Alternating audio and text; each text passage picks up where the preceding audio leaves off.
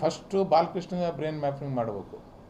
ನಿನಗೆ ಯಾರು ಹೇಳಂತ ಅನ್ನಕತ್ತಾರ, ನೀವು ಯಾರಿಗೆ ಹೇಳಕತ್ತೀರಿ ಅದನ್ನು ಅವ್ರಿಗೆ ಬ್ರೈನ್ ಮ್ಯಾಪಿಂಗ್ ಮಾಡಿದ್ರೆ ಗೊತ್ತಾಗ್ತದೆ. ಏನಂತಂದರೆ ಈ ಪಾಪ ಬಾಲಕೃಷ್ಣನು ಏನಾಗಿದೆ ಅಂದರೆ, ನನ್ನ ಒಳ್ಳೆಯ ಸ್ನೇಹಿತ ಮೊದಲಿಂದು, ಭಾಳ ಇದರಿಂದ ಅವನಿಗೆ ಆಸೆ ಇದೆ. BDA ಚೇರ್ಮನ್ ಆಗ್ಬೇಕಂತ ಭಾಳ ಆತನ ಕನಸು, ಆಸೆ, ಮಂತ್ರಿ ಆಗ್ಬೇಕನ್ನೋದು ಆಸೆ. ಹಿಂಗಾರ ಮಾತಾಡಿದ್ರೆ ನಾನು ಏನಾದರೂ ಮುಂದಿನ ಏನು ಕೆಲವದಿಂದ ನಾನು ಮಂತ್ರಿ ಮಾಡ್ಬೋದು ಅಂತ ತಿಳಿದು ಬಾಲಕೃಷ್ಣವ್ರು ಈ ಥರ ಹೇಳಿಕೆ ಕೊಡಕತ್ತಾರ. ಬಾಲಣ್ಣ, ಇದು ದಯವಿಟ್ಟು ಇದು ಒಳ್ಳೆಯ ಹೇಳಿಕೆ ಅಲ್ಲ. ಇವತ್ತಿನ ರಾಜಣ್ಣಗೆ ಬಂದ ಪರಿಸ್ಥಿತಿ ನಾಳೆ ನಿನಗೂ ಬರ್ತದೆ.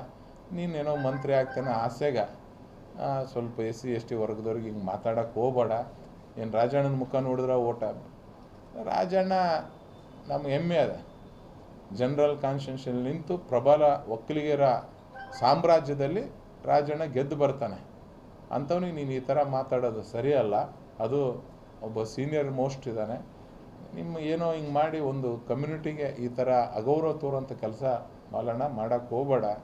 ನಿನಗೇನೋ ನಿಮ್ಮ ರಾಜ್ಯಾಧ್ಯಕ್ಷರು ಮೆಚ್ಚಿ BDA ಚೇರ್ಮನ್ ಮಾಡ್ಬೋದು, ಮಂತ್ರಿ ಮಾಡ್ಬೋದು ಅಂತಂದು ಆಸೆ. ಪಾಪ ಅವ್ರಿಗೂ ಆಸೆ ಅದ, 4-5 ಸರಿ ಗೆದ್ದಾರ, ಮಂತ್ರಿ ಆಗ್ಬೇಕನ್ನೋ ಆಸೆ ಅದ. ಹಿಂಗಾರ ನೋಡಿ ಹುಡ್ಕಕತ್ತಾರೆ. ಅಂದರೆ ಈ ಥರ ರಾಜಣ್ಣನ ವಿರುದ್ಧ ಮಾತಾಡ್ಬಿಟ್ರೆ ನನ್ನ ಮಂತ್ರಿ ಮಾಡ್ಬೋದು ಮುಂದೆ, ನಮ್ಮ ಅವ್ರ ನಾಯಕರು ಮುಖ್ಯಮಂತ್ರಿ ಆದಾಗ ಇವ್ರು ಮಾಡ್ಬೋದು ಅಂತ ಏನೋ ಸ್ವಲ್ಪ ಕನ್ಸ್ಕೊಂಡು ಪಾಪ ಇರಲಾರ್ದೆ ಮೈ ಮೇಲೆ ಹಾಕ್ಯಾಕತ್ತಾರೆ. ಬಾಲಣ್ಣಗೆ ಸಂಬಂಧ ಇರಲಾರ್ದ ವಿಷಯನೇ ಹಾಕ್ಯಾಕತ್ತಾರೆ.